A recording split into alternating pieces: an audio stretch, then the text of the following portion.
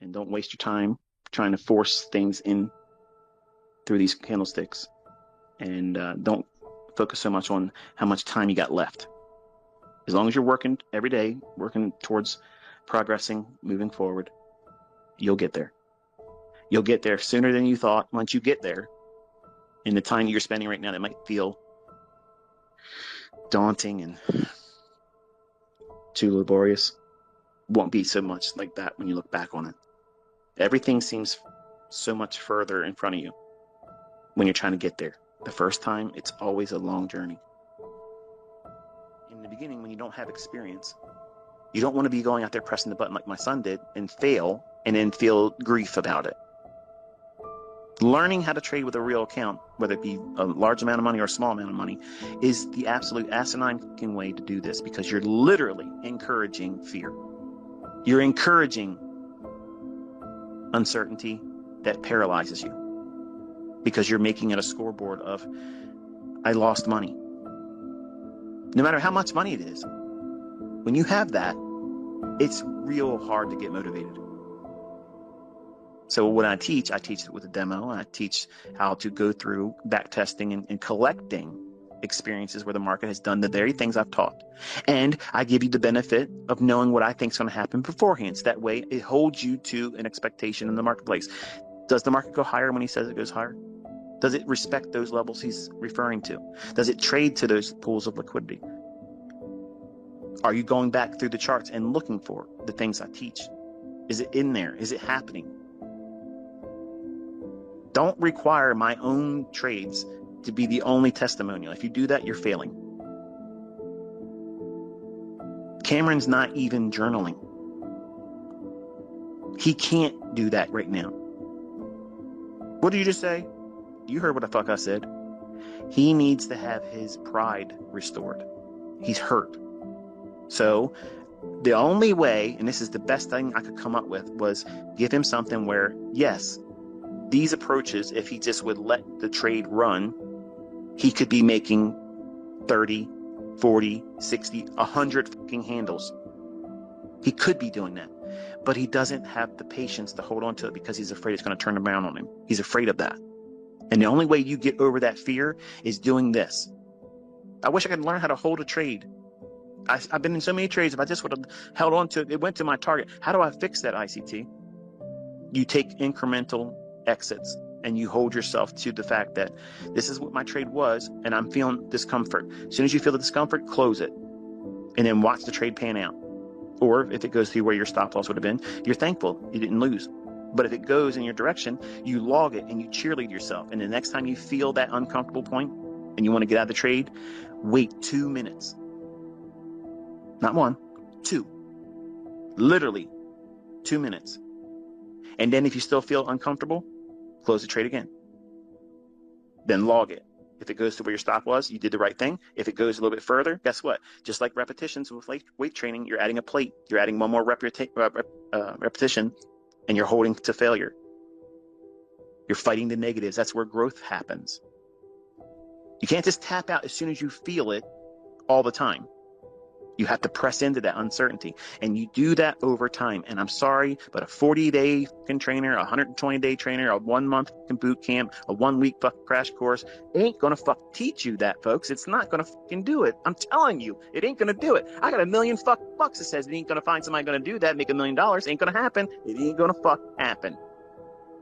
But I'm making millionaires. Holla. What did they pay for it? Their time, sweat, stress. They had to go through the mill with ICT. And it's hard here. Only the strong survive. The weak get chewed up and spat out. Holding on to a trade, and I'll say this in closing. The way you hold on to a trade is you have to be content with, all right, I locked in something. This is a good fucking day. I got $1,500 locked in on this trade. I'm aiming for $20,000. I got a fucking full pool on 10 lot. I know it's likely to go 100 handles. I know it's likely to go down there. But I'm going to wrestle my fucking greed because I feel like I have to take this $2,700 trade off that's fluctuating here and there above 3,000. And you know in your fucking heart that if you just let this fucking thing go, 6.5 hours from now, it's going to be 100+ handles. But you're wrestling with, but what if it isn't? And I don't take the $2,700 off, or it stops me out at $1,500 and I could have took the $2,700. That's ass backwards thinking, folks. That's fucking ass backwards. You're all talking about how you want to have these high multiple R trades, but you don't want to do the work to hold on to get them. All these clowns out there that sell these courses and talk that high multiple bullshit, you do not see them taking, they would be billionaires. Why are they still selling fucking courses? Where's their fucking yachts? They're not doing it, folks. They're not doing it. Period. Common fucking sense. Use it. I teach from a practical stance. I come to you with no fucking glitz. And I tell you exactly the way it's supposed to be. I tell you it's going to be hard. I tell you it's going to take you longer than you want it to be. I tell you that people are going to make fun of you because, it's going to fly in the face of everybody else's logic. But the testimonials just keep coming in. That's undeniable. And you're in the waiting. You're on deck. You're next. You're the fucking next success story, but you're holding it up. You got to get out of your own way. You have to get out of your own way. I'm doing everything I possibly can, folks, except for take your fucking trades. Okay, I'm doing everything I possibly can. But you have to listen to these discussions. You have to listen to this, because these are the things that's going to put all those things together for you as a trader. Whether it's my shit that you're going to use as a technical aspect or somebody else's dumb shit. Bottom line is, if it can be used as a catalyst to make a decision, that's all we're doing. We're using some kind of stimuli to make a decision, to act, to move, to do something, push the fucking button, do something, and then manage risk throughout the process. The only thing that separates me from everybody else is everybody else is holding on to a religion about an idea, in an indicator-based idea, or something that's bullshit. It has no basis on why price is going to go up and down. I give you the best of the best. Practical, real-world experience, 30 years experience of telling you what the fuck these markets are going to do, authorship, all throughout. You have the highest form of technical science and the most practical sense of using what it is that we should be doing as a risk manager.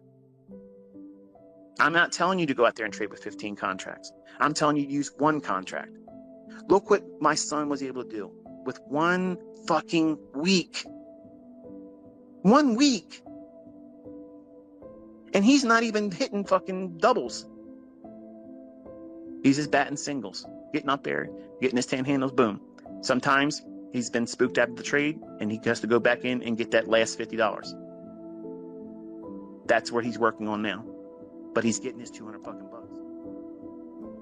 Don't waste your time trying to force too much in the beginning, looking for things that are unnecessary in the charts. Focus on the things I tell you to look for, and don't put a destination or an expiration on your success. Because what you're going to discover is throughout the process, and that's my son right now, he's in the earliest stages of real progress, and he's seeing the fruits of it. Many of you are recording in your tweets and responses to me that you're encouraged by that. How do you think he feels?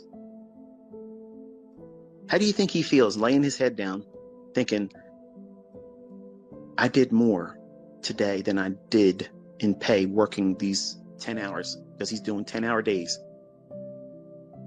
10-hour days driving to Pennsylvania with the crew he's with, and they pay him money until he gets to his car. And then once he gets to his car, his pay stops for the day. But he's spending a lot of time out there doing that stuff, getting all cut up, putting his hands through these condensers he's helping install, all that stuff. He's doing a working class hero job. He doesn't have a spoon-fed fucking lifestyle where daddy's giving it to him because I have it. I wanted to be like that, but I've seen that it doesn't work with my oldest boy. So I'm practical. I learned from the mistake. I learned how to do a better job at this. I'm not a perfect father, But when it comes to money, giving it to them, buying the stuff for them, apart from a car, I think that everybody should have a car. But I don't just lavish them with money. Because I have it doesn't obligate them to receive it from me. They have to acquire it themselves. And once they have that skill set, they'll have greater self-esteem for themselves, and their family they will create will be able to look up to them as a patriarch and say, I want to be like my dad. And I'm glad he didn't give it to me. He sent me a text yesterday. He said, Dad, I want to thank you for not being easy on me. And it was upsetting to me, but it was a good upsetting. It was very touching. I shared it with my wife. I said, you know, I've been hard on him the last couple months because he didn't listen to me. And I told him, I said, you're going to do this or you're going to walk this whole show on your own. That means, you got everything you're going to get from me. Like, you have to learn how to make your way in this world. You can't just accept the fact that, shit's going to be hard and a coffee shop job ain't it. And you're not going to college. So what is you going to do? I want to be an entrepreneur. I want to own my own business. Okay. In the meantime, what are you going to do? I tried. It's hard, Dad. I know. And my students complain about the same fucking way you are right now. It's hard, ICT. It's hard. They complain. You want to complain. It's normal. But instead of complaining, take that energy and direct it into studying, back testing, taking the information that you see that's already happened, pull it out of the charts, record it, and it's there. And it'll encourage you that it keeps repeating it over and over and over again. Now you're doing one little piece of something. You're doing 1/8 of what's going to be a full model, and you're doing better than your fucking job with the least amount of leverage. How encouraging is that? You're not even given the full move. You're just getting in there, getting 10 points of it, and then that's it. Pull out. Done. Hit it and quit it. Done. Then you get to see, was that a good move for free? He doesn't stop you out with a loss, and he never moves his stop loss. How's that? He doesn't need to. It's either going to run or it's not. If he hits a loss, he's stopping for the day. He's not going to go on the major drawdown. And you're sitting around doubting. All this evidence around you, all this shit around you. People outside of my own family, different walks of life, and they're bringing the receipts and the results. They're doing it. Why are you sitting on the fence? Wasting your fucking time. You're wasting it. There's no reason for you to waste any more time. Get to work. Start back testing. Encourage yourself. Because even if you do half of what my son is doing, I promise you, you're doing better than 99% of everybody else in trading. And that's not an exaggeration at all, because most people can't even make any money. If you just made $800 a week, fuck it, $400 a week. Most people can't consistently do that. They can't hold themselves to a process or a model. The only way you can do that is small little baby steps in the beginning. Don't put an expiration date on your success. I have to have it by this time or it's a failure. Don't have extraordinary results as the only acceptable result. That's what I was trying to do. Once I started seeing I can make money, I set so high of a goal that it pushed me into blowing the accounts all the time. That's exactly what I was doing. I was doing that very thing. And I was abandoning the simple things of just taking the trades I knew that were going to be there. And I tried to squeeze more out of them. You can't make a dog be more than what it is. It's a dog. It's going to run and behave like a dog. In every one of my trades, I try to demand them to be a dragon. A beast of mythological proportion. And when it didn't deliver, I looked at it as, I'm never going to be able to do this. When all I was doing was doing everything backwards and asking of my models, which were very limited at the time, to do what they couldn't do. And I couldn't see it for that. Again, don't waste your time trying to force things in through these candlesticks. And don't focus so much on how much time you got left. As long as you're working every day, working towards progressing, moving forward, you'll get there.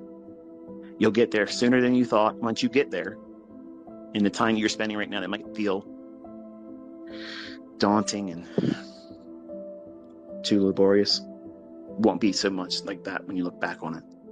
Everything seems so much further in front of you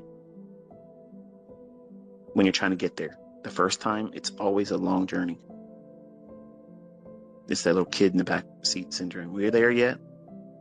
That's that little child in you. That's the trader that's going to be who you are. They're excited. There's nothing wrong with that excitement. Don't kill that energy, but you have to nurture it and properly train it. Say, okay, we're getting there. It's just a little bit longer. We have to keep doing what we're doing. Keep looking through the windshield forward. We're getting every closer. Keep looking. Tell me when we get to the Burger King sign. Tell me when you distract them. Small little incremental progressive milestones. And it takes their attention away from the grander scheme. And that's all I've done with Cameron. I've taken his attention from feeling like he can't get to that 20-30 handle run model right now because he can't see. How do you know? How do you know? How do you know? Time, experience, doing it. So you want me to be able to tell you something, and it's this like secret recipe. And it's the fact that you have to roll your sleeves up and submit yourself to this process all the time. And eventually, at what stage in your development, you're going to have that epiphany where it clicks for you like, oh shit.